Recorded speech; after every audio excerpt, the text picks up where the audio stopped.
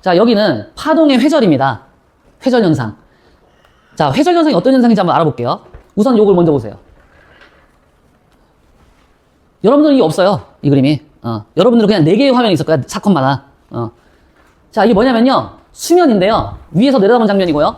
그 다음에 요 검은색 2개는요. 벽이에요. 그러니까 벽을 물속에다 담궈 놓은 거야. 바닥까지. 이것도. 2개의 벽. 그리고 가운데는 뚫려 있어. 그리고 이건 수면이야. 알겠지? 그러고 있는데 요 아래에서 아래 파원에서 파동을 만들어가지고 위로 물결파를 보내주는 거야. 어떤 형태로 만드냐면 요런 형태로. 이런 형태. 알겠지? 이건 전파원이야, 선파원이야? 예, 선파원이죠? 선파원 형태로 파동을 만들어서 이렇게 나란한 형태로 파면이 만들어지도록 해서 보냅니다. 자, 이 실선은 파면입니다. 그럼 질문. 여기서 여기까지 길이를 뭐라고 하죠? 1파장. 그죠? 해당 파장의 길이 이 정도를 만들어서 파동을 보내줘요. 알겠죠? 그리고 물결파예요. 그러니까 이게 마루예요. 여기 가운데 뭐죠? 고리예요. 상상하세요. 자, 이렇게 갑니다. 가다 보면 이런 부분은 벽이랑 부딪히지. 이런 부분은 그냥 통과하고. 그지? 이게 문제야. 벽에 부딪힐 때. 만약에 야구공이 이런 형태로 가다가 벽을 만나면 어떻게 되니?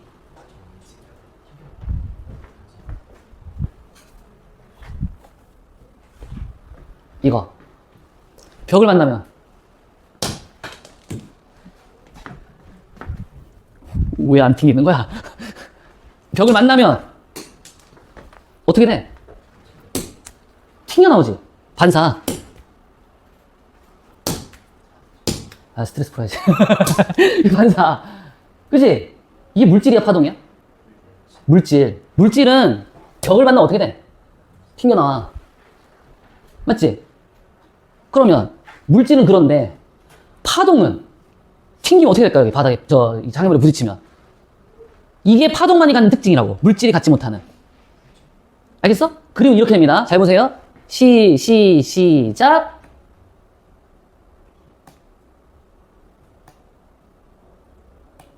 이렇게 돼. 요 빨간색이 뭐냐면, 빨간 선이 파면이야. 그러니까 원래 이 그림을 여러분들한테 한번 그려보세요. 그러면 어떻게 그릴 가능성이 있냐면, 이렇게 그릴 가능성이 있어. 자, 저기서 통과했을 때 파면을 한번 그려보세요. 이러면 이렇게 그리는 애도 있어. 모두 그런 건 아니지만. 뭔 말인지 알지?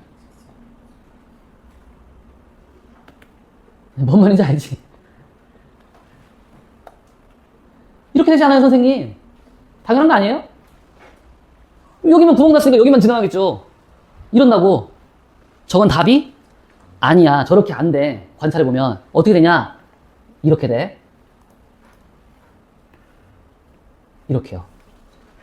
무슨 그림 같아요? 이거예요. 와이파이 같죠? 옆으로 쫙 퍼져나간다고.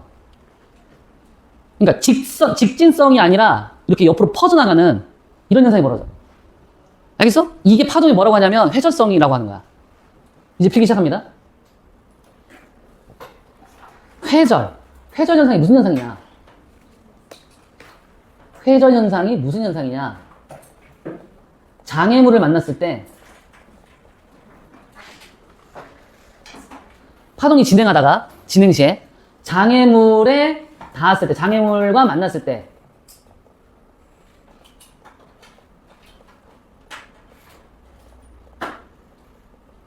장애물 뒤로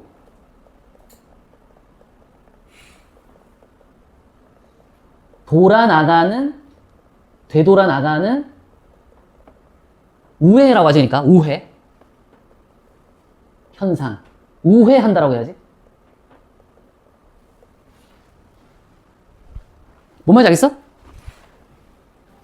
이렇게 오다가 부딪히면 이렇게 돌아 나간다고. 뒤로 갈 수 있다는 거 없다는 거야. 만약에 야구공이었으면 어떻게 돼? 땅 하면 여기 야구공 받을 수 있어 없어? 못 받지? 근데 만약에 파동의 소리 그러니까 파동의 대표적인 게 소리잖아. 소리가 이렇게 땅 하고 장애물에 닿으면 어떻게 된다는 얘기야? 뒤로 돌아서 여기 소리가 올 수 있다는 얘기야. 이게 무슨 현상이라고? 회절 현상이라고. 알았니? 그러니까 이거 언제 이런 특성이 우리 실생활에 반영이 잘 되냐면, 어떤 실생활에서 어느 부분에서 방송 라디오 방송이나 TV 방송. 방송국에서 전파를 쏴주면 그 전파가 뭐야? 전자기파의 부분이죠. 일종이죠. 전자기파가 뭐죠?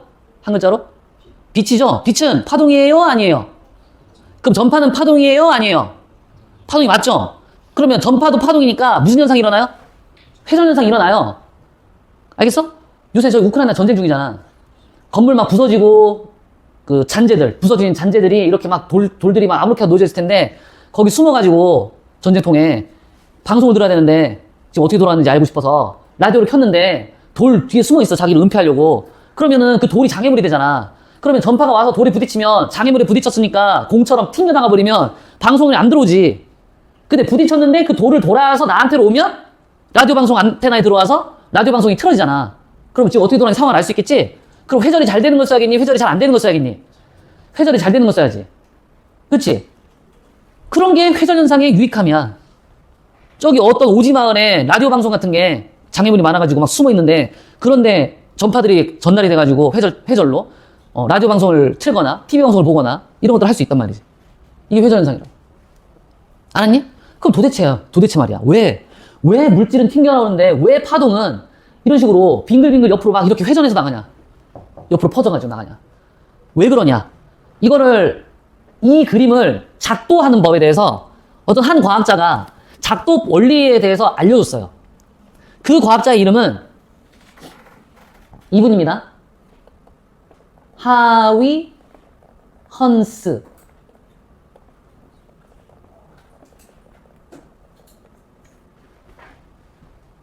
이분이 누구냐면 너네 과학자 뉴턴하고 아인슈타인밖에 모르잖아. 아, 한 사람 더 알지? 패러데이. 아, 맥스웰도 알아? 아, 패러데이 알지, 패러데이. 이제 패러데이도 알지? 맥스웰 좋아, 오케이. 하나 더 추가합시다. 하이언스. 저분은 네덜란드 사람인데 예전에는 제가 배울 때는 이 사람 이름을 호이겐스라고 배웠어. 호이겐스. 근데 그러니까 미국식 발음으로 이제 하이언스로 바뀌었는데 저분이 누구냐면 뉴턴하고 동시대에 살았던 사람이야. 뉴턴과 같은 시대를 살았던 사람. 그러니까 뉴턴 생전에 같이 있었던 분이지. 뉴턴은 빛이 파동이죠? 빛을 입자라고 했어요. 이거 쓰지 말고 그냥 보세요.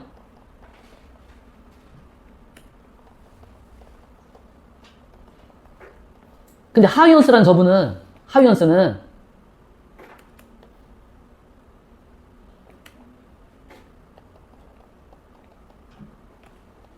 빛을 파동이라고 했어요. 입자하고 파동은 자연에서 일어나는 현상 중에 어떤 현상이 입자의 성질을 띠면 파동의 성질은 나타나지 않고 파동의 성질을 띠면 입자의 성질이 나타나지 않아. 그러니까 서로 하나의 현상만 일어나. 둘은 서로 배척 관계야. 아까 말했던 것처럼 야구를 던졌더니 반사돼서 튕겨나왔잖아. 그치? 근데 파동은 어떻게 돼? 뒤로 돌아가지? 이게 물질하고 파동이 그 어떤 하나의 현상을 공통적으로 나타내지 않고 서로 다른 현상을 일으킨다는 거지. 하나의 현상만 나타나. 근데 뉴턴은 빛도 파동이잖아. 이 파동에 대해서 뉴턴은 빛을 입자라고 했고 하이언스는 저걸 파동이라고 했어. 그러니까 둘은 지금 무슨 얘기를 하고 있는 거야, 서로? 서로 극과 극의 얘기를 하고 있는 거거든? 당시에 누가 힘이 셌지? 뉴턴을 모르면 물리학도가 아니죠? 뉴턴은 우리 신이죠? 권위가 엄청나죠? 세계 탑이죠? 그 사람이 빛을 뭐라고 했죠? 입자라고 했죠? 근데 안타까운 건 뉴턴은 만유인력만 잘했어. 이거는 좀 별로였어. 약간 뇌피셜이야. 뉴턴이 빛을 입자라고 생각했던 이유가 뭐냐면 아까처럼 공을 이렇게 던지면 어떻게 돼? 튕겨나오지. 이게 무슨 현상이야? 반사지. 물질은 반사의 성질이 있어. 장애물에 부딪히면. 근데 빛도 장애물에 부딪히면 어떻게 돼? 반사되지? 정도의 차이는 있지만. 맞지? 빛도 반사라니까 물질처럼 반사하기 때문에 그 빛도 물질이다. 입자다. 이렇게 주장을 시작했던 거야. 잘 들어라. 알겠어? 그런데 동시간대에 하이언스라는 분은 이 현상을 본 거야. 무슨 현상이냐면 방 안에 깜깜한데 초를 켜면 그때는 전등이 없었으니까 초를 켜면 그 초가 문틈을 통해서 거실 밖으로 은은하게 주변 공간에 골고루 퍼져나가는 현상을 관찰한 거지. 만약에 빛이 입자라면 비비탄 총이라고 생각해봐. 여기 조그마한 틈이 있는데 구멍이 초를 켰어. 근데 그게 빛이야. 빛이 나가. 근데 그게 만약에 알갱이라고 입자라고 생각해봐. 비비탄 총 같은. 그럼 이 조그만 틈으로 그 비비탄 총알이 따다다다 나가니까 밖으로 나가면 어느 한 지점만 계속 때릴 거 아니야. 그럼 거기만 밝아질 거 아니야. 빛이 거기만 때리니까. 그런데 그렇게 안 되고 주변 공간 전체가 은은하게 이렇게 퍼져서 빛들이 밝은 형태로 이런 현상을 봤다는 거야. 그럼 이걸 보고 무슨 생각이 들겠니? 하위연스는 거기에 포커스를 맞춘 거지. 무슨 현상이지 이게? 파동은 회절 현상이 있거든. 빛을 뭐로 본 거야? 그래서 그것 때문에 회절로 본 거야. 그러니까 그 회절 때문에 빛을 파동으로 본 거야. 파동의 성질이 나타나니까. 근데 반사하는 성질은 또 물질의 성질은 맞거든. 그래서 이들은 물론 이 사람이 권위도 강했지만 그죠? 근데 이것도 전혀 틀린 말은 아니니까 이들이 서로 첨예하게 대립된 상태로 논쟁이 붙어가지고 몇백 년을 흘러왔어요. 그러다가요 1801년에 그분이 나타납니다. 너네 처음 듣는 사람일 거야. 영 토머스. 이거 다음 페이지도 배워. 이분이 17살 때 16살인가? 너네보다 어릴 때 지금 빛이 파동인지 입자인지 논쟁이 붙어서 이렇게 오고 있다가 1800년대 저 뉴턴은 17세기 돌아가셨어. 17세기에 태어나서 18세기 돌아가셨어. 1729년에 돌아가셨어. 그리고 1801년이 됐을 때니까 한 80년 지나서지 대략 70년.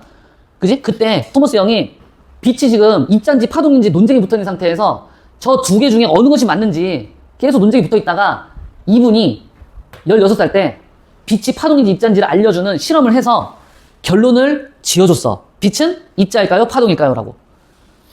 자, 정답은 이따가 얘기할 거야. 자, 여기까지 됐어? 그지? 그러면 다시 왔어. 하이언스의 원리는 빛을 파동으로 보는 원리하고 똑같은 거야. 그러니까 파동은 회전성이라는 게 나타나기 때문에. 그럼 이 사람은 회전에 대해서 아주 구체적으로 원리적인 얘기를 해줘야 되잖아. 자, 파동은 도대체 왜 회전하느냐? 그 작도법에 대해서 알려주겠다. 이 하이언스의 원리는 파동이 왜 회전하는지를 알려주는 회전에 대한 작도법이야. 좀 알고 있어야 된다고. 이걸 기억하시면 돼요.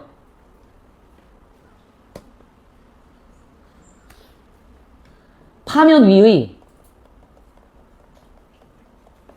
한 점을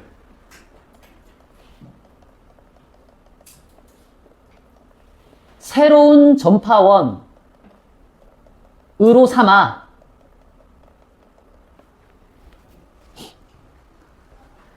이 전파원에서 시작되는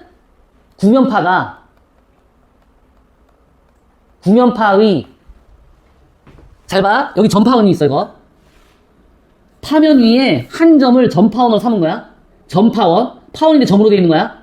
전파원으로 삼아 그 전파원이 생겼더니 주변으로 파동이 퍼져나간다는 얘기지. 구면파 형태로. 알겠지?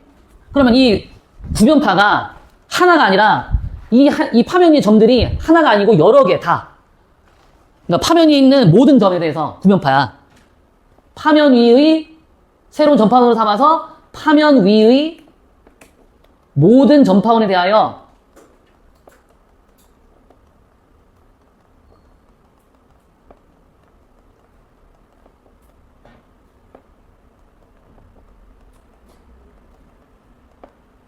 구면파의 접선을 새로운 파면으로 함. 구면파의 접선은 이거 말하는 거야. 지금은 3개밖에 안 그렸지만 구면파를 여기에다 전파원 찍으면은 이렇게 구면파가 만들어지니까 여기도 접선이 형성돼. 그 접선들을 전부 연속으로 이어놓은 거야. 그걸 다시 새로운 파면으로 한다. 이게 하이언스의 원리야. 그러면 여기가 지금 전파원이라고 해서 이런 구면파를 만들면 요 구면파의 요 부분 있잖아요. 요 파면. 이 파면이 지금 직선 형태 아니라 둥글게 생겼으니까 이걸 그대로 전부 다 전면으로 다 이어주면 파면이 이런 직선 형태가 아니라 이렇게 약간 굴곡진 형태로 파면이 만들어진다고. 이렇게요. 그죠? 그 다음은 어떻게 하냐면 여기를 다시 전파원으로 하는 거죠. 항상 새로운 파면에 대해서 어떤 파면에 대해서 항상 전파원을 다시 만들어서 그거에 해당하는 구면파를 또 만들어내는 거야. 그러면 마찬가지로 또 구면파의 접선을 다 연결하면 그게 뭐다? 다시 새로운 파면이야. 그래서 이런 식으로 파동이 진행하기 때문에 저런 식으로 굴곡이 형태가 나와서 옆으로 퍼져나간 형태로 파동이 진행을 할 수 있다는 거야. 이 현상을 옆으로 퍼져나갈 수 있는 현상, 회절이라고 하는 거고. 만약 사람이 여기 서 있었어. 여기 연우가 있어. 근데 여기 태민이가 있어. 태민이가 뭐라고 하냐면 연우 바보 이랬어. 연우 바보. 방금 뭐 했지? 놀린 게 아니라 파동을 냈지? 소리를. 그럼 바보라는 파동의 소리가 나가지? 근데 틈 사이로 소리가 나갔어? 근데 옆으로 퍼져나가는 거야? 그럼 연우한테 그 소리가 들려 안 들려? 들리는 거야. 그럼 이거 누구 목소리지? 이 태민이가 연우가 그러겠지 밖에서. 이거 누구 목소리지? 누가 나한테 바보라고 했지? 마피아 잡아야지. 문 딱 열었더니 태민이가 저기서 뭐라고 하고 있어. 친구들하고. 일로 와! 이러고 싸우는 거지. 이게 파동의 특징 때문에 이렇게 된 거야, 현상이. 알겠지? 저 뒤쪽까지 전달이 가능하다는 거야. 원래 이게 야구공이었으면 부딪혀가지고 튕겨 나오니까 연우는 그 야구공을 받지 못했을 텐데. 파동이기 때문에 이게 가능했던 거야. 됐죠? 네, 이 현상을 회절 현상이라고 합니다. 오른쪽으로 오세요. 자, 이거는 회절의 정도를 비교해보는 실험이에요. 눈으로 관찰하는 거죠, 직접. 위에서 내려다본 장면이고요. 수면이고요. 벽이고요. 틈이에요. 틈을 영어로 슬릿이라고 해요. 슬릿. 상식으로 알아두세요. 한국말로 슬릿 이렇게 쓰기도 하고. 틈이란 뜻이야. 틈. 자, 그리고 봐봐. 이거랑 비교해봐. 둘이. 뭐가 달라? 여기 봐봐. 이게 뭐야? 이 하얀색 줄하고 하얀색 줄의 간격이. 파면과 파면 사이의 간격이니까 1파장이지? 이거는 1파장이지? 근데 어느 게 길어? 나가 길지? 맞아? 여기서 처음에 보낼 때 파장을 어떻게 보낸 거야? 나에서가 더 긴 파장을 보낸 거야. 틈은 어때? 틈 사이즈는? 틈 간격은 동일해. 그럼 뭘 통제시킨 거지? 틈 간격을 똑같이 맞추고, 그리고 여기서 보내는 파동의 파장을 더 이쪽이 큰 걸로 보내고 했더니 어떤 결과가 나타나냐면 이런 결과가 나타났어. 빠져나오니까. 됐냐? 자, 이렇게 작도해서 해석하는 거야. 원래는 구멍을 그냥 직선으로 통과했다면 이렇게 갔을 거야. 원래는. 그렇지. 근데 어떻게 퍼졌냐면 이렇게 퍼졌어. 이 끝자락이. 파면의 끝자락이 저기까지. 그러니까 파동의 영역이지, 여기까지. 파동이 닿는 영역. 맞지? 근데 이 두 번째 그림은 원래 구멍, 그 직진으로 통과했으면 구멍대로. 그럼 아마 이렇게 갔을 텐데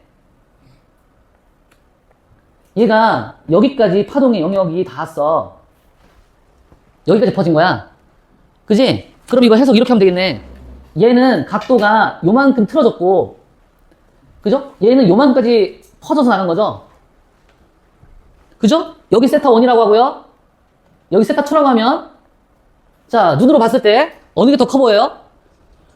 그쵸? 세타 2가 더 커 보이죠? 왜냐면 여기는 지금 이만큼 남았잖아. 여기 더 좁고. 그지? 여기 더 많이 붙어 있지, 끝자락이. 그지? 영역을 더 넓게 펼쳐가지고 그 범위까지 다 수용한 거야, 파동의 영역이. 그러면 이게 더 많이 회절했다는 얘기야. 뭐 때문에 더 많이 회절했지? 파장이 길어서. 그러니까 이유는 잘 모르겠는데 파장이 길면 어떻게 된다고? 네, 회절이 더 많이 일어나. 아마 저 하이원스의 원리로 그려보면은 아마 그렇게 될 거야. 알겠어?